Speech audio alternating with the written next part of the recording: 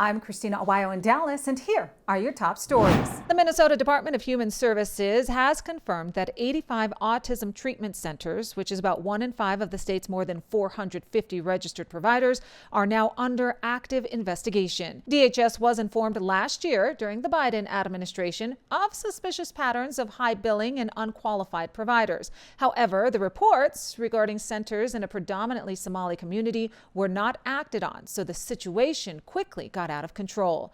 The investigations were launched after unannounced compliance visits were made to centers to address the complaints that the centers were billing for services never provided, employed unqualified staff, and were receiving kickbacks in the Early Intensive Developmental and Behavioral Intervention EIDBI program. The state decided to have the EIDBI program covered through Medicaid back in 2017. But after the move, the number of autism treatment centers in the state exploded from a handful in 2017 to more than 400 in 2025.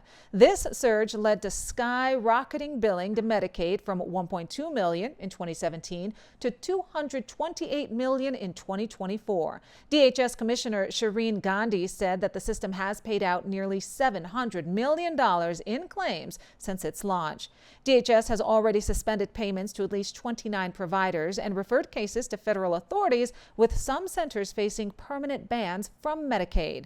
This is not the first time Minnesota is facing a major fraud scandal. In fact, many are now drawing parallels to the Feeding Our Future meal fraud scandal that also happened in a Somali migrant community in Ilan Omar's district.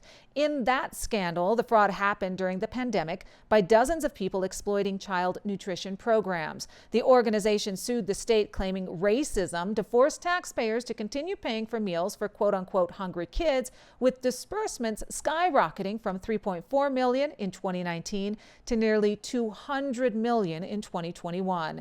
The company claimed they were feeding 120,000 kids a day, but FBI raids in 2022 found ghost operations, overinflated meal counts, and fabricated rosters.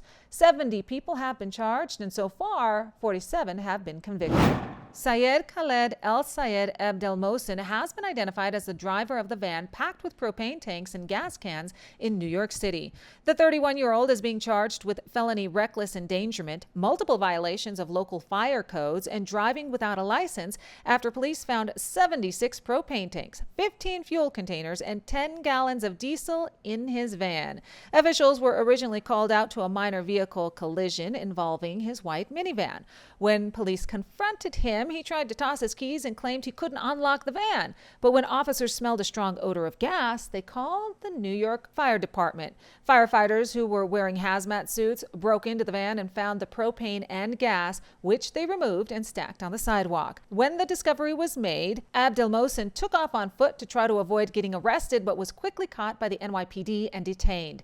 The case has been handed over to the Manhattan District Attorney's Office for prosecution. Officials say the large number of tanks raises concerns about potential attacks in densely populated areas like Times Square. An investigation found Medicaid fraud in Tim Walz's Minnesota in a program initially budgeted for $2.5 million, which has already spent $60 million in 2025. Federal investigators executed search warrants at 8 locations in the Twin Cities area, including offices and homes tied to 5 housing stabilization services providers. The raids are part of an ongoing investigation into a massive scheme to defraud the Medicaid-funded program, with allegations that companies billed for services that were never provided, exploiting vulnerable people in drug treatment or halfway houses. The taxpayer-funded program is supposed to help people in need find homes. However, the service providers allegedly forged signatures, billed people in need of help that didn't receive services, and overbilled Medicaid. The Minnesota Department of Human Services has suspended payments to 3 of the providers. Acting U.S. Attorney Joseph Thompson said that, quote, Minnesota has a fraud problem and not a small one. For too long, organized fraud schemes like this have flourished in plain sight, draining public resources dry.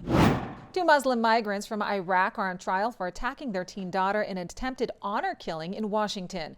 The trial of Ihsan and Zohra Ali Iraqi immigrant parents is happening in Thurston County, where the couple's 17-year-old daughter, Fatima, testified that she was heartbroken by her father's actions and feared for her life during the attack, describing how he choked her until she lost consciousness at a school bus stop. She said her parents had threatened her with an honor killing for refusing an arranged marriage to an older man in Iraq. However, the judge is not allowing the term arranged marriage to be used in court because it might prejudice the jury. Prosecutors showed video of the father strangling the teen while repeating, "It's not right, you are not supposed to be like this," with the mother allegedly holding her down and urging him on. Defense attorneys argue the incident was a family dispute escalated by cultural misunderstandings and not an attempted murder. Both parents face charges of second-degree attempted murder, first-degree assault, and first-degree attempted kidnapping stemming from the October 8, 2024 incident outside Timberland High School. The girl's parents confronted their daughter at the bus stop after she ran away from home and asked for help from school counselors. That's when, according to court documents, the father grabbed her in a chokehold, causing her eyes to roll back as she went limp. Fellow students fought the father off and called 911. When police got there, the teen was unconscious but breathing. She was revived and taken to a hospital. The parents were arrested on site and have been held on a $500,000 bail each since November. If convicted, they could face life sentences. The family, originally from Iraq, had been living in the U.S. for several years. ICE has gained access to Medicaid data, including addresses, so they can track down, detain, and deport illegal migrants.